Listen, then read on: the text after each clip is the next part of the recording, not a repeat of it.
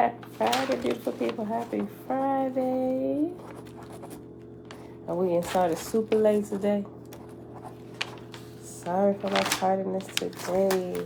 Let's hurry up and get started, y'all. Happy Friday. It is April the 29th, 2022, day 95 of year 4 of reading through the books of the Law and the Prophets. Another 4-year consecutive day count, day 1113. Today we're going to pick up in OAHSPE on page 46, and we're going to pick up in the meditation book on page 82. Alazar, Shalom, Auntie, Grand Rising, Grand Rising. All right, y'all. So let's get going. No time for delay or further delay this morning. Father, we thank you for another day. Be with us as we search for you constantly. Uh-oh.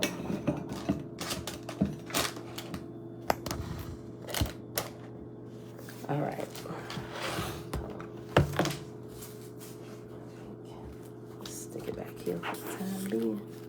All right, y'all. Page 46. And we pause at chapter 4 in book of Ashon, son of Jehovah. Is that too bright? It don't seem like too bright. I mean, it's bright, but I think it got this angle far enough today where I think I might be able to leave it open a little bit. Y'all let me know if it's too much. Just tell me to close it. All right. I don't know. I think we might be good. Shayla, hey girl, hey. Look, is it too bright? Is the rays too bright today, Shayla? Let me know before I get started. Is it too bright? Or should I go on and close it? Because I like the way the sun feels on my back right now. Maybe the brightness is not too bad. Are we good? Yay, nay. Yay, nay. Yay, we good. Nay, we not. Go ahead and close it. Not too bad. Okay. If you get too bad, somebody just say close it. But I like to feel that sun on my back right now. All right, y'all. Chapter 4, page 46. The Council of Yeshua, of which there were 1 million members, was formed in groups, and these again represented in groups, and these in still other groups. Consequently, a group of 1,000 had one speaker who became the voice of that 1,000. Of these speakers, 100 had one voice in council, and of these 10 had one voice before God, and he was the voice of the whole, and Jehovah was his voice. Thus was the whole council represented in all its parts, and this was the manner of proceeding, to wit. God commanded the subject. The council deliberated in thousands, and each speaker became aware of the voice of his group. Then these speakers assembled in hundreds and deliberated, and they again centered into one voice. And each 10 of these had one voice before God. Thus it came to pass that the decrees of God were both the wisdom of men and of Jehovah. Hence the saying, when God said this, or God commanded that it was the word of Jehovah expressed by men and angels. Global purpose, shalom. Yes, praise the Creator, Yah. Hallelujah. Tiffany, hey girl, hey Trina. That's Wabu. After God and his hosts visited the earth and the lower heaven, they returned to Yeshua and sat in council on the affairs of mortals and atmospherians. Remember, Yeshua here is not a person. It's an actual place that was called Yeshua, or it's the place of salvation. That's where they gathered, and they're holding this council in the place of salvation, in the place of Yeshua, right? Okay. God said, behold, the heavens and earth become like gardens God said, behold, the heavens and earth have become like gardens grown foul and rank, producing nothing. I have come with a pruning knife and a consuming fire.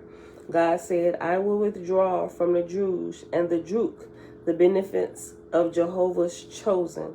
I leave them destitute. Who can approach the beggar with wisdom, or the king with inspiration to be good? A drowning man will try to swim, but the reveler in lust must perish before his soul can learn to... A drowning man will try to swim, but the reveler in lust must perish before his soul can learn Jehovah.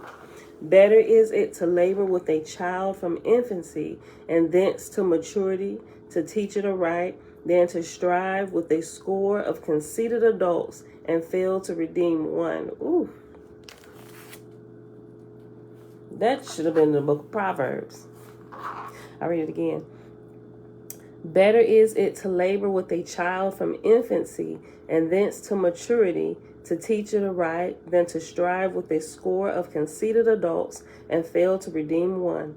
Who is the mocker of charity more than they that give to such as can help themselves but will not?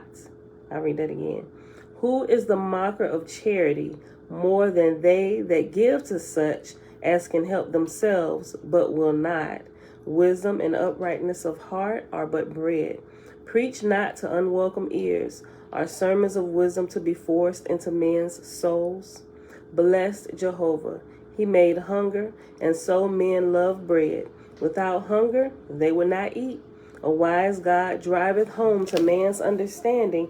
A wise God driveth home to man's understanding his helplessness in spirit when Jehovah is denied.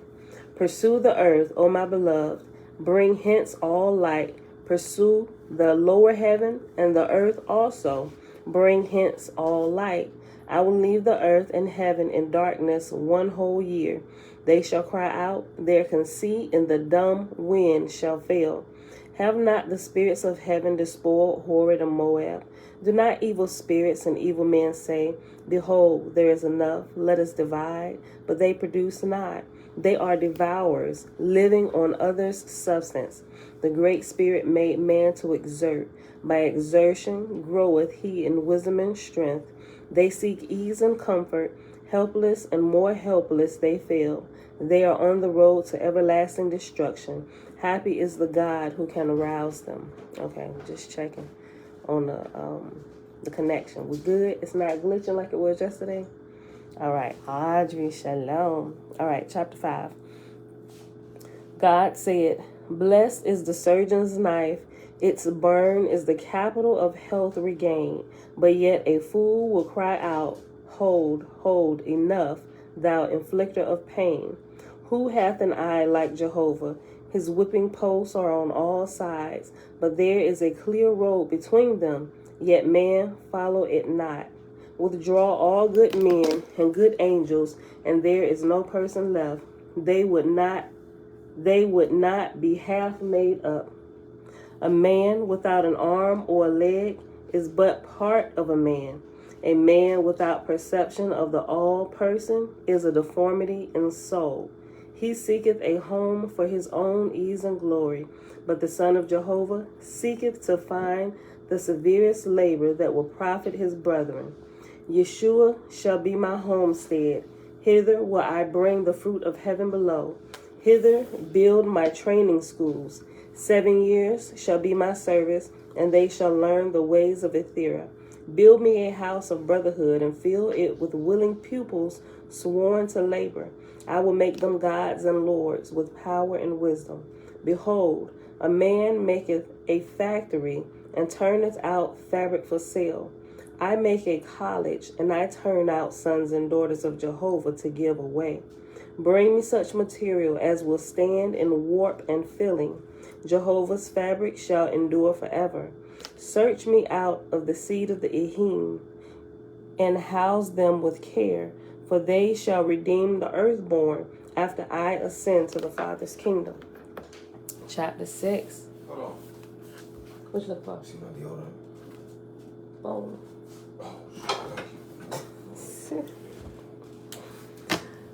All the best angels of atmosphere were brought away from the earth and housed in Yeshua, being placed at school and in factories new made in heaven. These were Ehims. The second first best spirits were brought also, but placed in hospitals and nurseries. Of those who had advanced to receive the second resurrection, God said, build an Etherian ship and take them to Thestive in Ethera. So it came to pass, there were 200 million raised to the second resurrection of the grade 35. Thestivi lieth between Ethera and 7 Agi, which is the lowest of the Etherian heavens, next to an atmospheric abode. And after abode, it has reference letter C. And that says 7 Agi, A''Ji, 7 Agi, describes the destiny of that region of Agi. This is the greatest density that an Etherian region can have and remain distinctly separate from the atmospheric heavens below. Okay. Verse 5. God said, 2 qualities have I left in Yeshua, first and second. These shall be the new kingdom after I am ascended. From these I will raise up a God and lords, and they shall rule over the lower heaven and the earth, and they shall bequeath to others after them to rule in like manner. Thus was founded the second light of Jehovah on the fruit of the earth.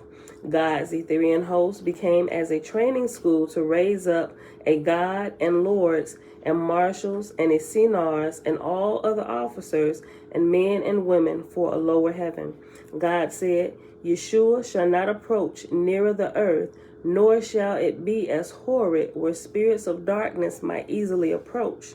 1,000,000 spirits did God and his lords and fellow laborers bring from the earth to Yeshua, and they were placed in a brotherhood apportioned in places suited to their talents. And God divided the time of study and of recreation and of music and of discipline, marching and so on, suited to all the people, and it was a place of order and glory. For without discipline there is nothing. And discipline cannot be without ceremony, nor ceremony without rites and forms and established words. It is not a foolish soldier that saith, behold, let me read that over. I just started all the way over at verse 8. For without discipline there is nothing, and discipline cannot be without ceremony, nor ceremony without rites and forms and established words. Is it not a foolish soldier that saith, behold, I am wise, I need no discipline, nor manual of arms? What more is he than one of the untutored mob? Ooh, untutored mob might be in our title today. Verse 9. God said, as I drilled them in heaven to make them a unit, so give ye to mortals rites and ceremonies, that coming into heaven they go not back to their old haunts and fall in darkness. Whatever tendeth to harmonize the behavior of individuals is of the Father. The opposite tendeth to evil. Better is it that men march to the sound of one monotonous word than not to march at all.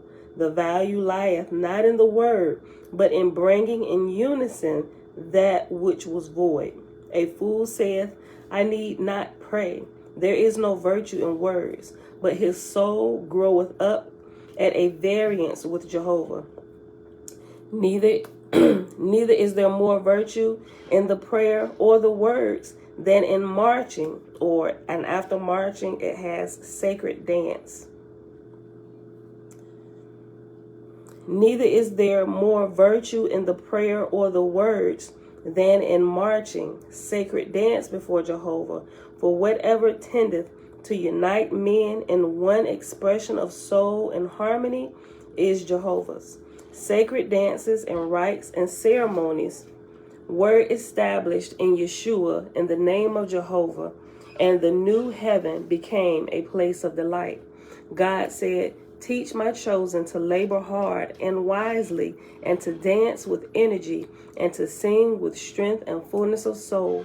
For what more is there in any man or woman than to learn to put forth? And what more pitiful thing is there in heaven than a man or a woman who hath but dragged along? Ooh, I might use it as some kind of quote today. I might post that somewhere. Chapter 7. When all the first best spirits of the lower heaven and such as dwelt with mortals were taken away and domiciled in Yeshua, there were left only Druhas, spirits of darkness on the face of the earth. For 1 whole year, God left the earth void of Jehovah's light. And after Druhah, Druhah is spelled Drujas. And after it has reference number 3, and it has Druhas, or Druj, Druj, and in brackets it has the as, Druj, but with the as is Druhas.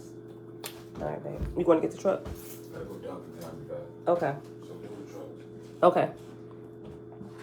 Druhas. The reference number 3 says Druhas. All subsequent similar changes are not footnoted. See editor's note number 4. All right. I don't know what the editor's notes are yet. And I have not gone to look for it because I forgot. I'm sorry. I don't know what the editor's notes are yet. Wait, no. I'm sorry. We read the edit. We came across this before. Yes, the editor's notes, I'm sorry, are on page XIX. What's that footnote? What's that number? I mean, that Roman number. XIX. But anyway, it's after the intro. Yeah.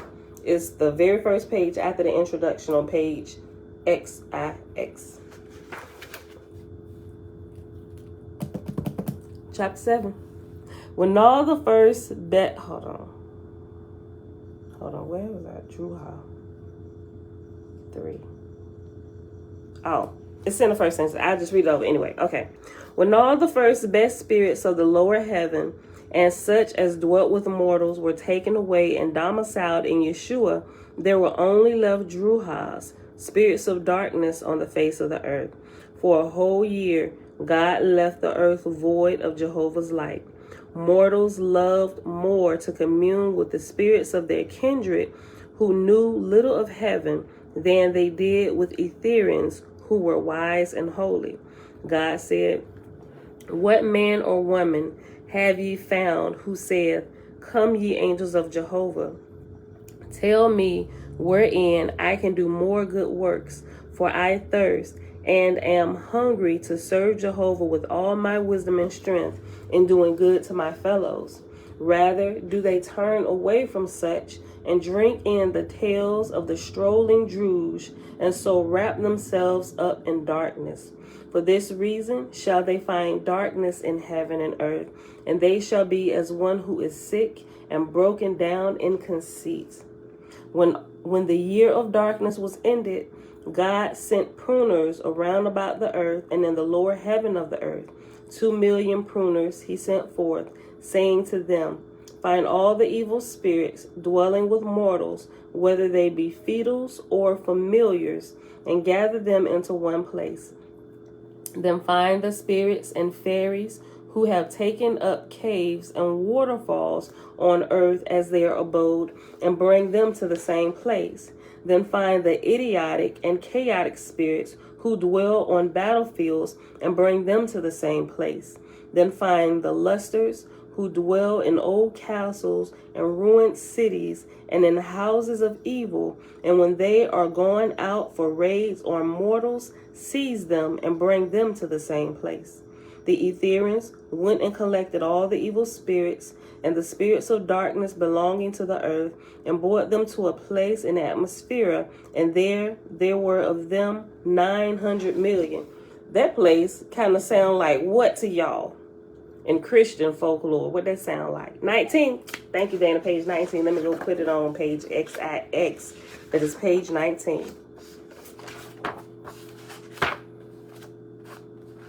I ain't that illiterate, y'all, but I am in some areas of life. I really am. And I'm not ashamed to say.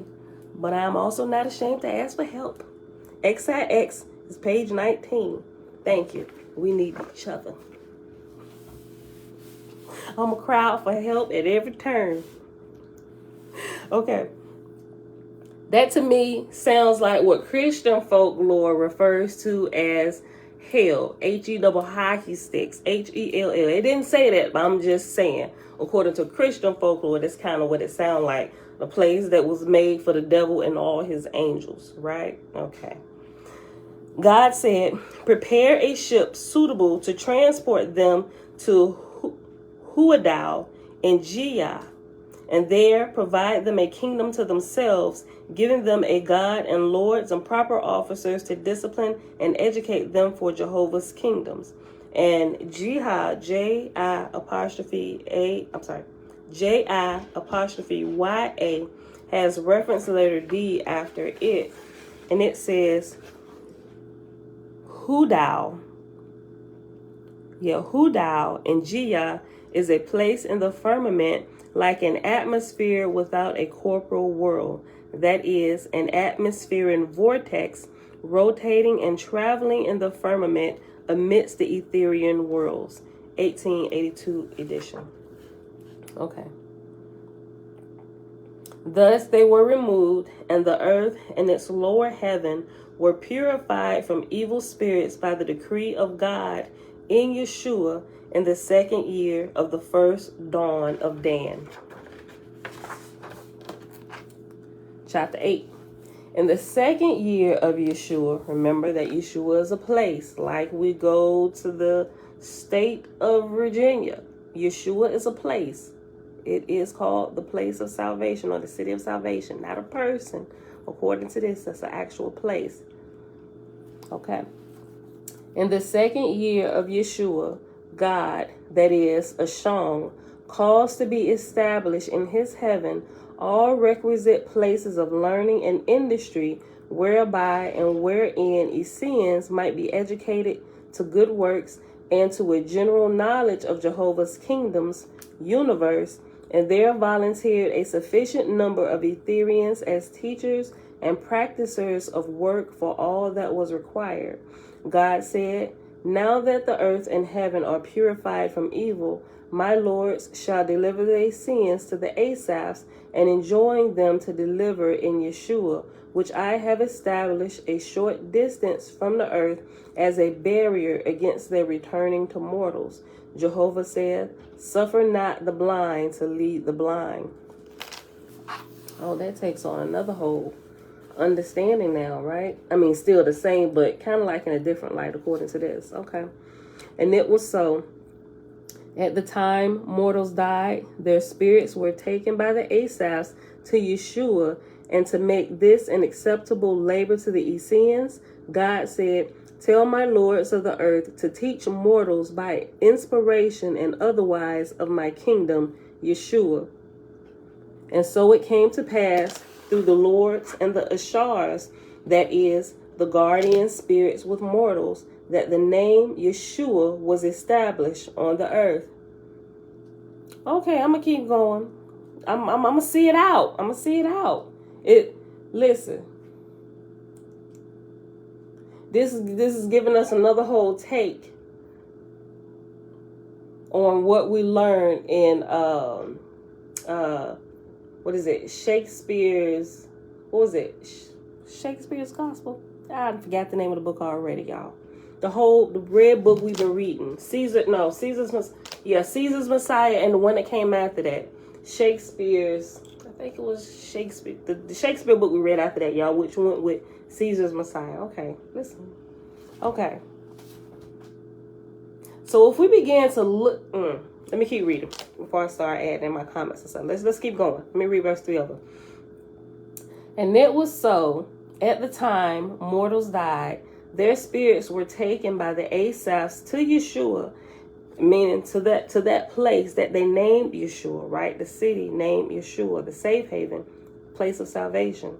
And it was so, at the time mortals died, their spirits were taken by the Asaphs to Yeshua, and to make this an acceptable labor to the Essenes, God said, tell my lords of the earth to teach mortals by inspiration and otherwise of my kingdom, Yeshua.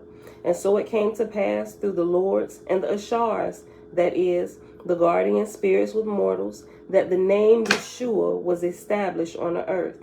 God said, in the time of Cosman, men shall say, whence came the name of heavenly things? But Yeshua shall lie hid away And Jehovah will in that day stretch forth his hand and disclose all. I'll check into this. Okay. But mortals were thick in tongue and could not say Yeshua, and they said Iesu. Ooh. I-E-Su. I-E-S-U. But mortals were thick in tongue and could not say Yeshua, and they said Iesu. Hence came the name of many men, Iesu, signifying without evil, which is the ultimate salvation of the soul. Y'all, we got some more references to look into. Look, hold on, listen. But mortals were thick in tongue and could not say Yeshua, and they said Iesu. Hence came the name of many men, Iesu, and it has reference letter E. And hence came the name of many men, Iesu, signifying without evil, which is the ultimate salvation of the soul. And after Iesu, it has reference letter E. And that says, the origin of Iesu, well, Iesus or Su, I think that the last S is silent, right? But it looks like Jesus, but it's I-E-S-U-S. It's the origin of Iesu or Jesu or Jesus. See Book of Sabbath, chapter Simon, verse 34, 1882 edition. Let's go there real quick. Okay. Book of Sabbath. Let's find it.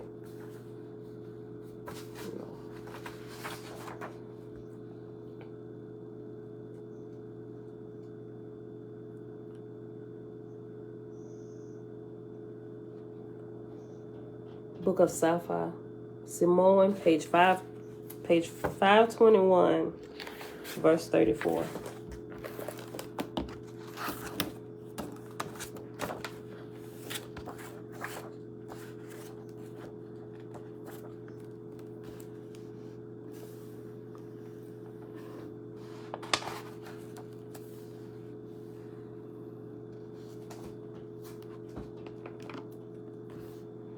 Okay. On page 523. It's on page 5, verse 34 is on page 523. Okay, and it says, Isu, I''S-U, and in parentheses it has panic.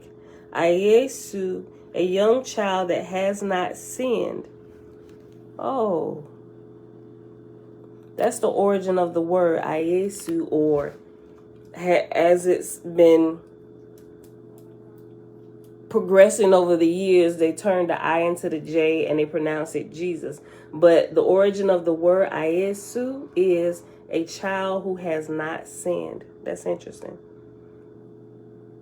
Okay. All right, let me finish reading it. I just paused because I'm thinking about all this stuff. Okay. Iesu, panic. Iesu, a young child that has not sinned. The true cross within Eloah. Iesu, Aham, child prophet Aham.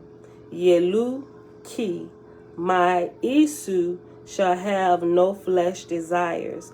His love knoweth all men and women alike.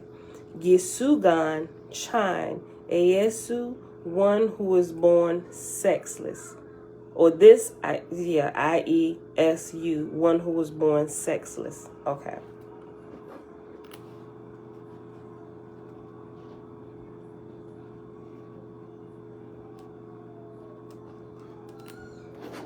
Okay. Let's go back.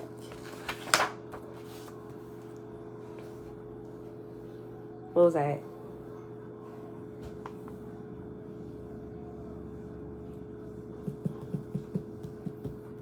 What was that, y'all? Y'all not keeping up? I forgot to put my spot. Yes, babe. When is June 3rd? No. It's like a month away, son. How much is a month? 30 days. 30 to 31 days. G. What was I at, y'all? I'm trying to find the little footnote. The letter. Or was I? Oh.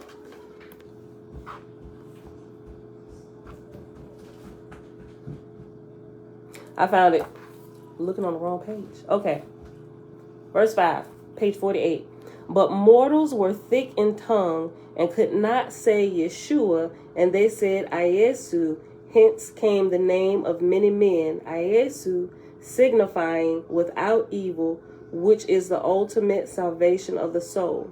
Jehovah spake through God, saying, the time of the end of dawn cometh, and my emancipated sons and daughters shall return to their places, taking the resurrected with them.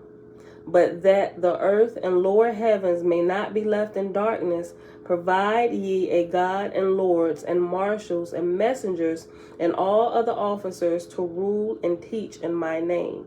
We're going to go to the end of this particular chapter. Then we're going to pause and go to the other book, y'all. Verse 7. From the born of earth shall ye make them, and they shall hold office for 200 years, and 400 years, and 600 years, according to the atmospherian cycles. Suffer not my Etherian host to remain longer than dawn, either on the earth or within atmosphere, for I shall take the earth into dark regions in order to build it up to a higher state for the time that cometh after. The voice departed. God said, let the voice of the council deliberate on this matter, and speak before the Father. For I will provide also a heaven in the ancient place of Horeb, and it shall be called Bizpah, for it shall be a place of reception for the spirits of the dead, preparatory to their being brought to Yeshua. In course of time, there were raised up many of the earthborn, and God selected them and appointed them to fill the places, and he founded Bizpah and officered it according to the command of Jehovah. After God established rites and ceremonies and processions and dances with sacred words in Yeshua, he commanded his lords to give the same things to mortals, and they so fulfill all that was designed from the beginning. In the 7th year of dawn, God commanded his council to select another God and lords and other officers, and the council proceeded after the manner of the ancients, selecting the most learned and the purest and holiest. According to their rank and godliness, chose they them, and a record was made of these matters and deposited into the library of Yeshua. So it came to pass that God called in his own lords of the earth, and set apart the first day of the new moon as the day on which he would consecrate the God and lords, his successors, and he called the day Mas, M-A-S, the name of which endureth to this day of Cosman. Furthermore, God established the moon's day, Mas, M-A-S, I said Mas the first time, it's Mass. But we really only hear that word on the Catholic side, right? Furthermore, God is not saying that the Catholic faith is like 100% correct, because they missing some stuff too, just like everybody else. Uncle JB, Grand Rising, Levine, blessings, oh great spirit, glory and praise, oh great spirit, creator of all life. I think you got like a timer set where you change your name like every 10 to 15 business days. No, I'm just joking. But you do change it like I ain't really counted the days for real. I'm just guessing, but I know who you are. Okay. Furthermore, God established the moon's day, Mass, on the earth as a time of consecration. And this is the origin of saying Mass, M-A-S-S. When the chosen were in place before the throne, God said, by command of Jehovah are ye brought before me, his son. In his name will I consecrate ye to the places commanded of him. The marshals then conducted him that ranked highest up to the seat of the throne. God said, in the name of Jehovah and by his power, wisdom and love, do I ordain thee God of heaven and earth. He that receiveth from my hand receiveth from my Father who raised me up. The initiate said, all power cometh from the Father, all wisdom cometh from the Father, all love cometh from the Father. In his name and by virtue of his commandments through his Son, receive I all that is put upon me for his glory forever. Hallelujah. And remember, according to this, which we kind of figured out already, that even when we get into the New Testament, although we haven't talked about it a lot, it seems to be like a constant switching of the characters. It seemed like JC in the New Testament was a mixture of multiple different people. I know we said that quite a few times because some of the things that he did, we found it happening with different characters throughout the Old Testament. Of course, they didn't have the same name, but also in some of the other, I'll just call them scriptures, some of the scriptures that were not canonized, such as in the Apocrypha and other things that we've read, other things that we haven't read, and characters that have done things that they were exactly the same but give more detail to what happened. They took all those people and combined them and made them one person, right? We're trying to sort everything out.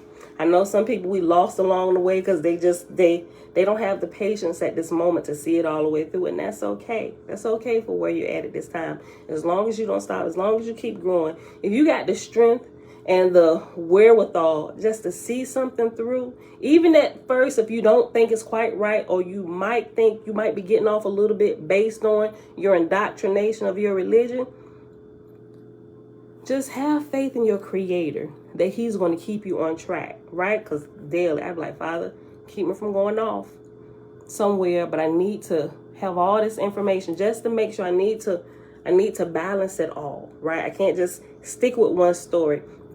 I need to verify that this story is correct, or that it's missing pieces, or that it's part of a bigger picture, which is why we're putting everything on the table. And a lot of the stuff we are reading just to kind of sort the mess out. We're trying to bring in the different pieces, see where they fit in this whole big picture of overall salvation for mankind, right? And what we're supposed to be doing here and who we should really be worshiping, right? Because it seems, even up to this point today, we have been worshiping a conglomerate of different gods, right? At different phases of time. Not realizing that they change guard ever so often, which if you read through the Old Testament enough, you'll begin to kind of see that, because the tones change for the gods that speak. You remember how it sounds like the tone changes, right? That doesn't, although it said God spoke, it doesn't sound like the same one that I know. The tone is changed, right? If you don't read it enough, you don't even begin to pick up on those little subtle changes that's not labeled, right? If you're just reading the face value, blah, blah, blah, I'm doing this is my good work as a religious person, or whatever I call myself today, this is what I'm supposed to be doing. Yes, I've done my religious duty. If you're doing that, you never pick it up. You will never pick it up. And if you're too afraid you're going to be damned to hell if you go check something out, you done defeated yourself before you even got started. I be getting some nice, sister, you getting off. I get some of them emails, some nice, hey, we just want to check in on you, sister, we think you're getting off. I appreciate that, but you probably haven't been with us long enough to see what we're really doing here, right? Not getting off, just stay a little bit longer just to see exactly what we're doing. We're trying to sort out the mess. We're trying to figure out what's really going on, right? And there's a research time. I feel like we're still in that research time. We ain't lost our faith in Yah. Like he is the only creator, right? We haven't done away with any of that, but we're bringing in all this other information to sort out the shenanigans in the book that we call most precious, right? Alazar, is the Sabbath day supposed to be different every month?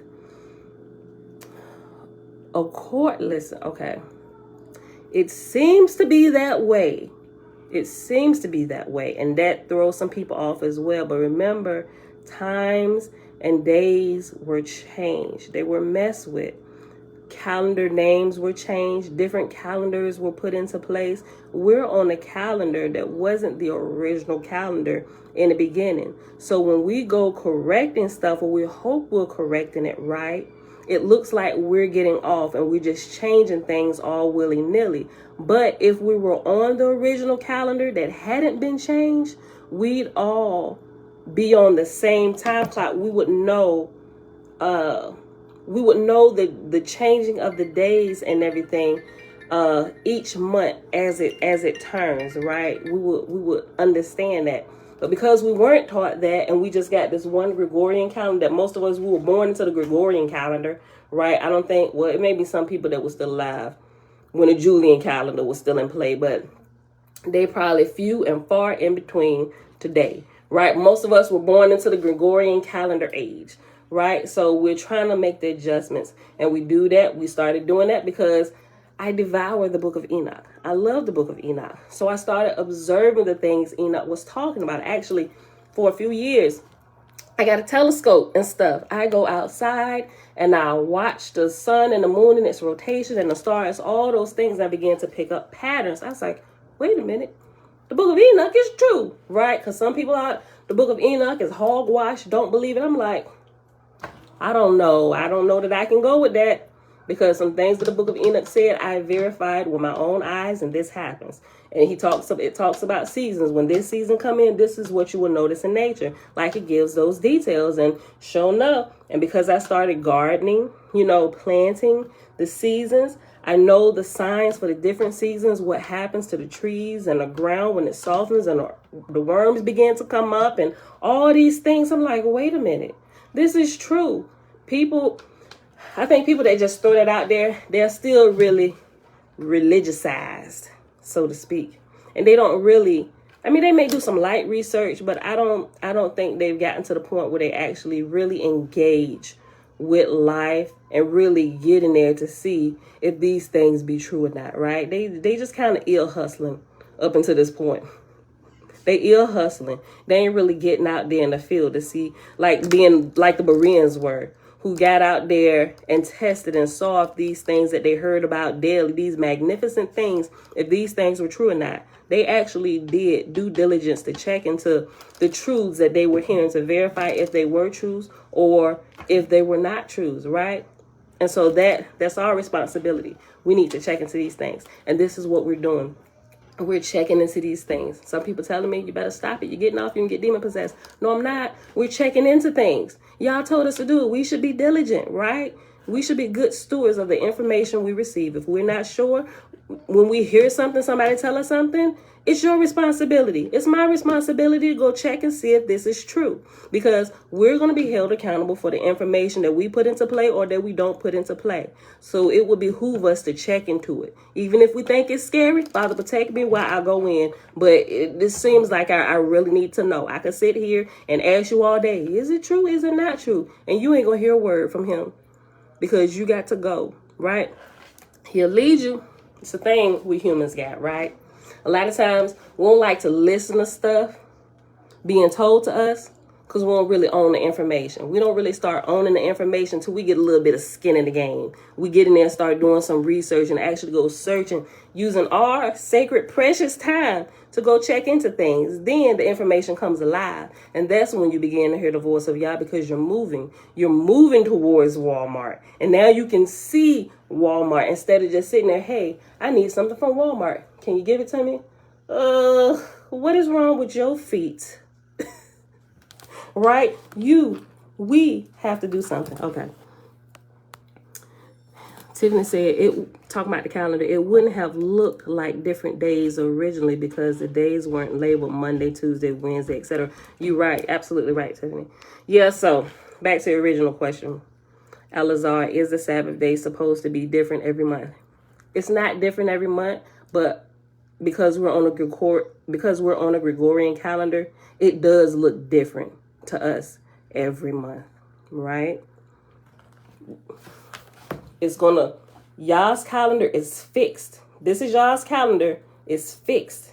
This is the Gregorian calendar. It's constantly shifting. It's constantly moving. So in order to keep this fixed, okay,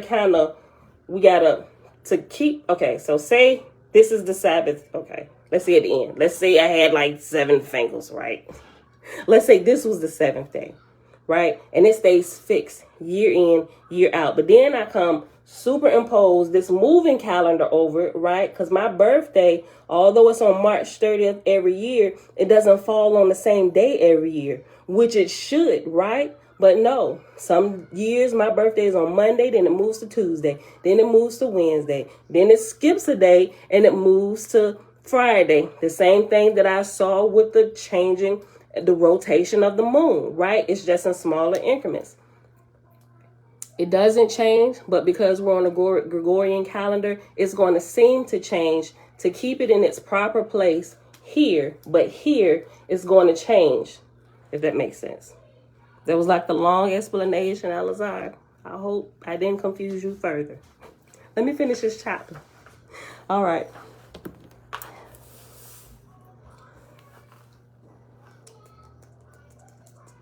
Earthborn. Okay, let me just start at 10. In the course of time, there were raised up many of the earthborn, and God selected them and appointed them to fill the places. And he found Bizpah and officered it according to the commands of Jehovah. After God established rites and ceremonies and processions and dances with sacred words in Yeshua, he commanded his lords to give the same things to mortals, so they fulfill all that was designed from the beginning. In the 7th year of the dawn, God commanded his council to select another God and lords and other officers, and the council proceeded after the manner of the ancients, selecting the most learned and the purest and holiest according to their rank in godliness. They chose them, and a record was made of these matters and deposited in the library of Yeshua. So it came to pass that God called in his own lords of the earth and set apart the first day of the new moon as the day on which he would consecrate the God and lords, his successors, and he called that day Mass, for the name of which endures to this day of Cosmon.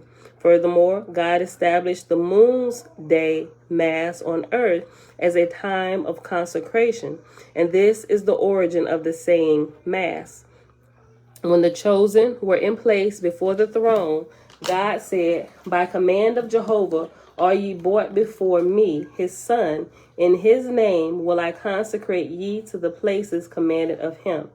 The marshals then conducted him that ranked highest up to the seat of the throne.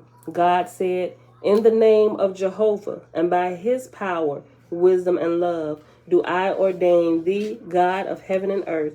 He that receiveth from my hand receiveth from my Father who raised me up. The initiate said, all power cometh from the Father. All wisdom cometh from the Father. All love cometh from the Father. In his name and by virtue of his commandments through his Son, receive I all that is put upon me for his glory forever. Then God said, give me a crown, O Father, for thy Son. A scarlet light descended from above, and God reached forth his hands and wove it into a crown and placed it on the initiate's head, saying, God of heaven and earth, thee I crown. And now shalt thou receive also the sacred triangle, which is the heirloom of the gods of earth. And he hung it around his neck, adding, and since there can be but one God on earth or in this heaven, I herewith uncrown myself in Jehovah's name and salute thee, O God, God of earth and heaven. Ashong now stood to the right, and God, who was ordained, went and sat on the throne, and there descended red and blue lights from above. Enveloping him completely, and he was quickened. He said, let the initiates, for lords of the earth, approach the throne of the Most High Jehovah. The 5 lords came forward. God said, join hands and receive ye from the Father, by virtue of the power, wisdom, and love of Jehovah vested in me. Receive I thee, the highest chosen, and I proclaim thee Lord of the earth in Jehovah's name. And it has reference F. Let me mark my spot. And it has reference F after, and I proclaim thee Lord. It's after Lord, Lord of earth. So that says F, where hands are joined, the persons are addressed as one person, right? So now that it's them 5 together, he's talking to them like they're one and not individually 5. Okay. The 5 lords came forward. God said, join hands and receive ye from the Father. By virtue of power, wisdom, and love of Jehovah vested in me, receive I thee as the highest chosen, and I proclaim thee Lord of earth in Jehovah's name. Accept this crown from heaven above, the like of which cannot be woven from earthly things, and by its power shalt thou remain in accord with Yeshua and the kingdoms above. God fashioned the crowns and then crowned them the lords of the 5 divisions of the earth. God said, retire thou aside and choose thy messengers and officers, and after ordaining them, depart to the kingdom prepared for thee. The Lord said, in thy name, O Jehovah, do I accept that which thou hast put upon me. With all my wisdom and strength and love will I serve thee, O my Father Jehovah. And the Lords retired, and the Essenars sang more than 1,000,000 voices in concert. And that is where we will pause. That is way past our 30-minute mark, so I'm running off at the mouth. We're going to pause right here. Let's see if we can get a page or 2 in of the meditation book. So we're going to pause right here at chapter 9. And we'll pick this back up tomorrow. Oh, no, not tomorrow. We won't be here tomorrow. We'll be back here Sunday at 7:30 a.m. Eastern Standard Time. All right, let's go to the meditation book real quick. Oh, you're welcome, Alazar. Okay, so on page 82. Oh, yeah. What is the mind? I'm getting super excited, y'all. Okay, so we're going to read this. What's after this? We might just read this today. Yeah, we're just going to read this. Oh, wait. Did that end? Okay. This is what we're going to do. We're just going to read this beginning part of the mind. These two, this page and a half on page 82 and 83. Okay.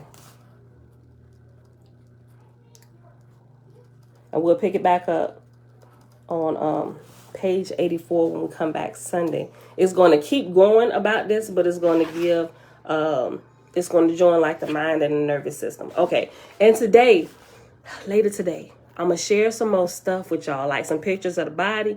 Okay, so y'all know that course. Audrey asked me about it a couple of days ago, and I shared it with her. But I shared one of the videos from one of the guys who teaches the course that I purchased that they haven't responded to me yet. Can I teach you? Right? I got all the course materials, all of them. Like I'm just chomping at the bit. I'm like, I want to do it. But so since I ain't gonna say they're ignoring me, right? But the more I go on and listen and go through the courses, I realize why. Same thing like with the OAHSPE, right? But they talk about it more freely. The thing is, they don't want people who really don't know what they're talking about trying to teach it. That's what it is. So until you spend some time actually going through it and really learning it, they don't really want you putting it out there. But they say it's okay to put it out there. So some of the stuff I was going through, yes, I'm like, okay, yes. But the thing is, I need to make sure I completely understand it. And when I deliver it to you, like I've been doing, I deliver it to you with my own words and my own personality, how I've took it in. But they teach you right? So you get the right understanding. But they don't want you like reading from a script and stuff. They want to know that you actually internalize the information and you really understand it. So since we've already been talking about the body, I'm going to share a couple of things that they've already posted. I'm going to kind of reshare it from like they got YouTube. I shared one of the videos yesterday. And when I first came across them, their YouTube page had like 100-something videos on it. Right now, I know some of them they've removed, but YouTube removed because of the information that they put out, and they just don't want it up there. It wasn't violating any kind of anything, community rules or anything. It's just the nature of the information, and they removed it. Even some of his videos, he tell you they removing his videos, right? Which is why they do them privately, and the ones that are left up there, which are about 12 videos, right? And I'm glad I had a chance to watch just about all of them before they started removing them. But the ones that are left up there is still really good. And I shared the one that I shared yesterday in the community section on YouTube. Mom. And in the comment section. Mom, where did the sweet rice go? In the trash, because I washed the dishes. So the one that I shared yesterday, it's about 2 hours long, but I'm telling you, it's a really good 2-hour watch if you get a chance to watch it, right? You can listen to it while you're working if you're able to whistle while you work. But he's going to show you some pictures of some stuff. So when you get some, even if you need to watch it in 15-minute increments, pay attention to what he's showing to you on the screen. So I'm going to reshare in the coming days some of the posts he's already made public. It goes great with my study of the Bible, anatomy and physiology, and he really gets into a lot of detail on how the body is the temple and how the physical temples and even like the pyramids, the structures, the Sphinx, what it represents, the organs in the body, the parts of the body that it represents, and how they encoded it in you call it hieroglyphs, and it's all over the world. The information was taught all over the world. It wasn't for just one set of people. The information was for the people of Earth, not a certain race of people or a certain dialect or religion. It was for the human race, which is why you find these hieroglyphs in Africa, America, South America, Europe, all these places. I'm like, okay, I'm gonna just right now, I'm gonna reshare the stuff that they've already made public, and I'm gonna just, do that. So y'all kind of look into it and check into it, right? When your eyes are open to it, you'll never really look at your body the same way. Even some of the things I've already shared about the body and the chrism oil and all of that stuff. And if you don't leave me alone about this chocolate chip cookie, it's for y'all. Y'all been after this cookie since yesterday. Mama, leave it alone. I can do this.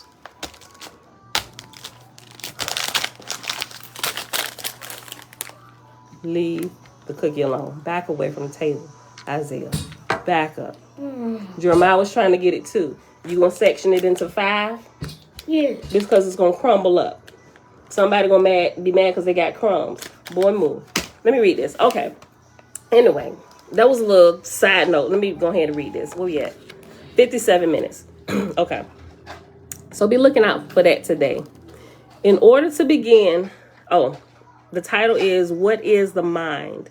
In order to begin to understand what meditation is all about, it will first be necessary to gain a simple understanding of what the mind is and how it relates to a human being.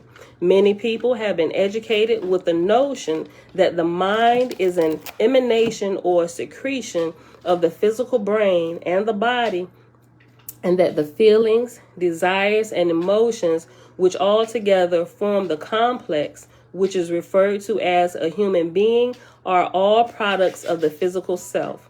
Further, the popular notion in the scientific disciplines of modern society is that the mind is an individual human being, is like a unique cell which contains only the information which is put into it through the senses. If this notion is true, how can science explain why modern parapsychologists have documented cases where people have exhibited knowledge of occurrences across the world? How can they explain the fact that many small children have recalled exact, detailed memories of a past life, and that these memories have been confirmed by the families of which the child lived in during a previous lifetime? We kind of talked about this a few videos ago, right? How is it possible to explain when a mother somehow knows that her child is in imminent danger, even if the child is on the other side of the world? The answer is that they cannot explain it through scientific means, so these occurrences are brushed off as flukes or coincidences. Indeed, many scientists have refused to acknowledge the evidence which points to the fact that the mind, or what every human being calls the essence of who they are and what makes them unique, is not confined to a locality. It is aware of activities from far away. Further, the memories which together combine to form the content of a person's history are not just the summation of a person's experiences in the present lifetime, but of previous ones as well. The mind is, in reality, an expression of an ocean of consciousness in much the same way as a wave is an expression of the vast ocean. The individual mind of a human being is an emanation of the universal mind, and the universal mind is all-pervasive and therefore all-knowing. Therefore, if the limitations of the individual mind are overcome, it can discover its universal and all-encompassing nature, which is the higher reality. The mind may be likened to a prism. In science, a prism may be used to refract normal daylight. When this is done, it is possible to see that daylight is composed of a spectrum of pure colors. The prism separates the daylight into 7 colors. Each of these colors has a different wavelength, allowing them to be placed in 7 bands: red, orange, yellow, green, blue, indigo, and violet, or Roy G. Biv. That's how we learn the colors of the rainbow in their proper order. Roy G. Biv. Roy. Red, orange, yellow, green, blue, indigo, violet. Roy G. Biv. We gave it a name, right? We made it a person to remember the individual multiple colors. We made it into one, right? We use this principle all the time, all over the world, right? Roy G. Biv is in my head wrap. Each of these colors has a different wavelength, allowing them to be placed in 7 bands: red, orange, yellow, green, blue, indigo, and violet. These colors can be mixed to produce other colors. Interestingly, any color can be obtained by mixing the 3 primary colors, red, green, and black, in the right proportions. So the existence of different wavelengths is what allows the human eye to perceive the different colors, but in reality, they are all emanations from the single light. I'm going to share something about brain waves today, too. Brain waves, how brain waves look on the EKG or on a brain wave scan. It's that same pattern that we see when we look out in the horizon or we look at mountains, that same brainwave pattern, right? The clouds, the brain matter, all those things, everything we can see in nature is found in the miniature microcosm of nature, of Earth, which is us, the human. Everything that we can see physically is in us, and we can find it everywhere, right? Even the temples are designed outwardly to mimic what we have inwardly.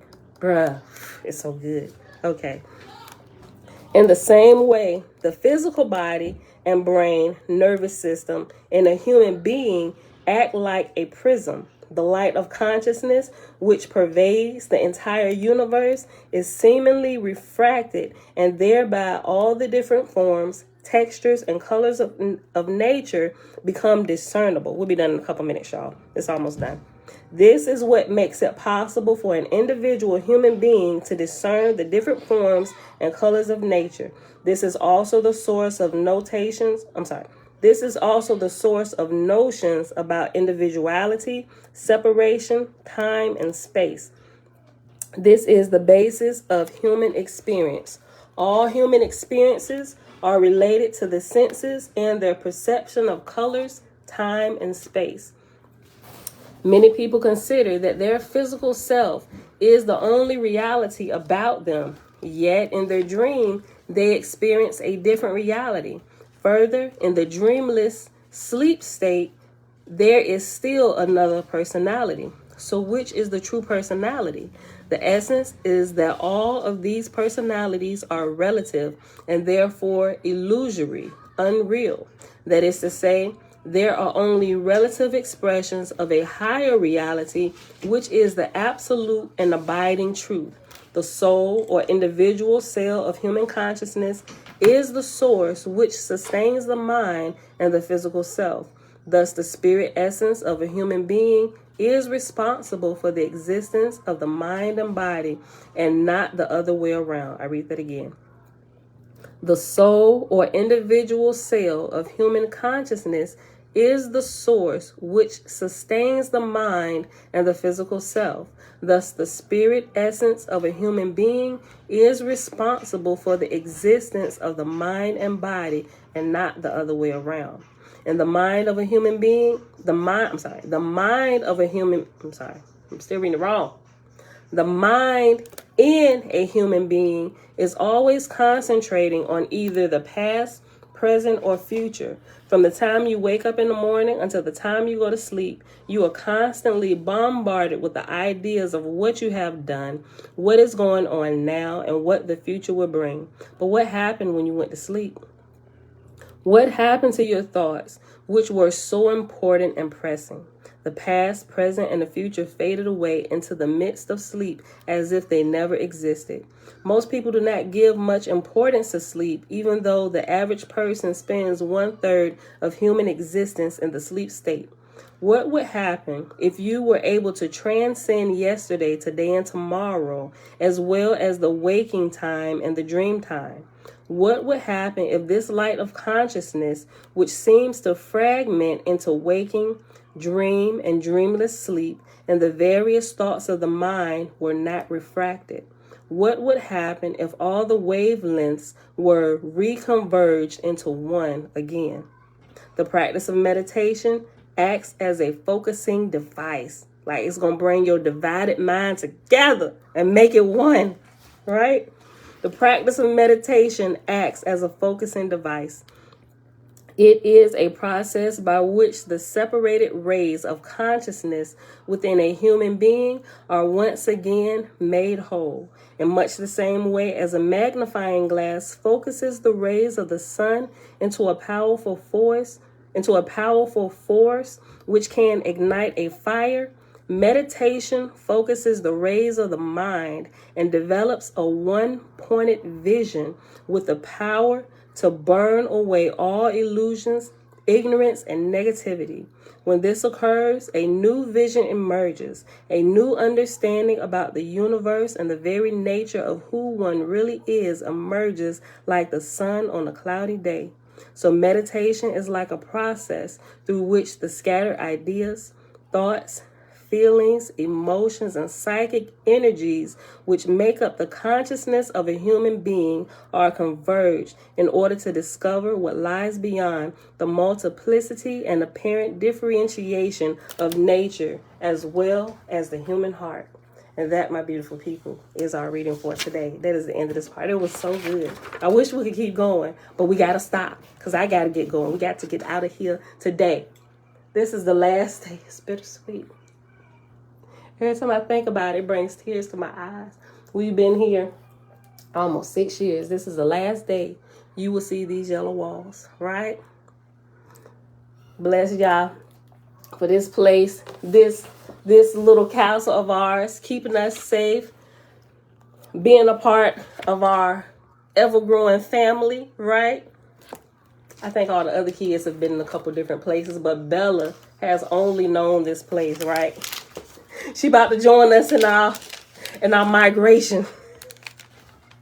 But this next migration, we hope will be the last, right? We hope that this might be our forever home, right? So we got a nice big piece of land, right? We got almost 6 acres, you know. We got everything we need. It can grow. We got the land for it to grow with us if we decide to make our castle bigger, right? So it's our little transition period. We was hoping everything could come together at the same time. We could leave this place and walk into our new place, but the closing is still happening, and so we are just gonna go to a temporary abode, right? So until then, well, you'll see the temporary abode in the background for the next week or so, or however long it takes to finish all this, right? And then we'll be in our new place. So this is the last day. You're gonna see the yellow walls, right?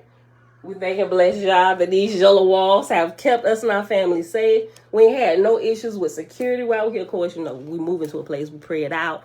We set the perimeters with the guardian angels. Never had anything while People have had break-ins, cars broken into, things stolen. We've never had an issue. Things have happened all around us, but none of it has ever touched our doors. And for that, we give Yah thanks and praise, because he is ever faithful and always been faithful to us, me and my family, always.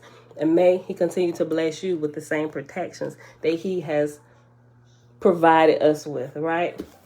All right, y'all. So that is it for today. It is Friday, April the 29th, 2022, day 95 of year 4 of reading through the books of the law and the prophets under the 4-year consecutive day count, day 1113. We read the OAHSPE pages 46 through 49, and the meditation book, those 2 pages 82 and 83. Why do you have that? Why did you even have it out? Girl, why is y'all messing with knives? Just drop it. Drop it in the box. Why are you even walking through the house? Walking through the house with a girl. Just bye. Exit stage left. Okay. All right, y'all. With that being said, may y'all continue to bless you all. May everything you touch, everybody you come across, everybody you converge paths with, may they be blessed, and may the wisdom of Yah shower upon you all, right? And may wisdom and his glory and his love be in the legacy of your family, right? And when people look at you, may they see our Father who is in heaven. All right, y'all. I love y'all. I see y'all back here Sunday morning, 7:30 a.m. Eastern Time. Peace. Mom, look on your chair. Yeah, I see. That's me.